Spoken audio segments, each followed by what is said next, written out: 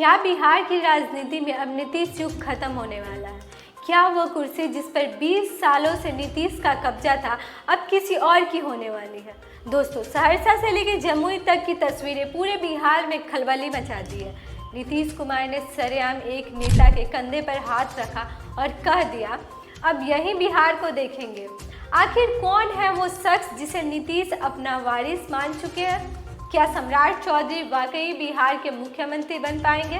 पूरी खबर को समझते हैं उससे पहले मैं मुस्कान सिंह और आप देख रहे हैं लाइफ एक्सपोज। बिहार की राजनीति इस समय एक बड़े मोड़ पर खड़ी है क्योंकि नीतीश कुमार राज्यसभा के सदस्य बन चुके हैं और माना जा रहा है कि वह जल्द ही मुख्यमंत्री की कुर्सी छोड़ सकते हैं। ऐसे में सबसे बड़ा सवाल यह है कि अब बिहार की कमान किसके हाथ में दी जाएगी?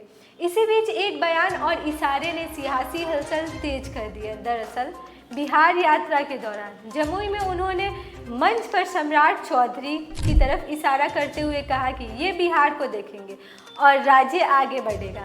बस इसी एक लाइन ने राजनीति में नई बहस छेड़ दी है।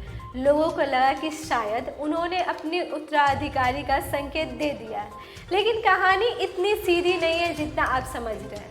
इससे पहले भी सहरसा में उन्होंने सम्राट चौधरी के कंधे पर हाथ रखा, कुछ ऐसा इशारा किया था जिससे अटकलें और तेज हो गई थी। लेकिन दूसरी तरफ जेडीयू ने इस पूरे मामले को सिरे से खारिज कर दिया है। जेडीयू के वरिष्ठ नेता विजय कुमार चौधरी ने साफ कह दिया है कि ऐसा कुछ नहीं है और मुख्यमंत्री अपने सहयोगियों को प्रोत्साहित करते रहते हैं। यानी पार्टी का कहना है कि कोई उत्तराधिकारी वाला संकेत नहीं है, बल्कि यह सामान्य बात है। अब सवाल उठता है कि अगर नीतीश मुख्यमंत्री पद छोड़ते हैं तो अगला सीएम कौन होगा?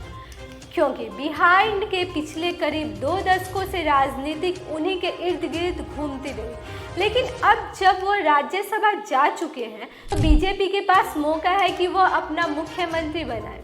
हालांकि पार्टी ने अभी भी किसी के नाम पर मोहर नहीं लगाई है, लेकिन कई चेहरे चर्चा में हैं, जिसमें सम्राट चौधरी के अलावा कुछ और बड़े नेता भी शामिल हैं और माना जा रहा है कि जातीय समीकरण को ध्यान में रखते हुए ओबीसी के चेहरे को आगे बढ़ाया जा सकता है। यहीं पर सम्राट चौधरी का नाम सबसे मजबूत नजर आता है क्योंकि वह फिलहाल डिप्टी सीएम है और सरकार में नंबर 2 की पोजीशन रखते हैं।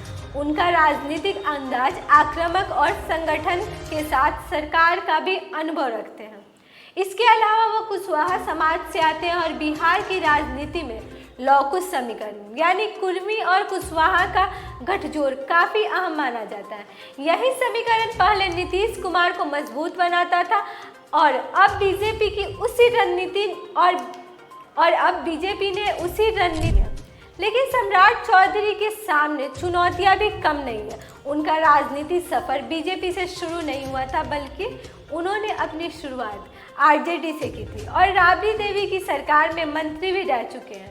साथ ही उनकी लोकप्रियता पूरे बिहार में सामान्य रूप से नहीं मानी जाती। यही कारण है बीजेपी के अंदर भी कई और दावेदार मौजूद हैं, लेकिन ये भी सच है कि उन्हें पार्टी के शीर्ष नेतृत्व का करीबी माना जाता है और यही फैक्टर उनके पक्ष में जा सकता है। तो कुल मिलाकर तस्वीर अभी पूरी तरफ साफ नहीं हुई है।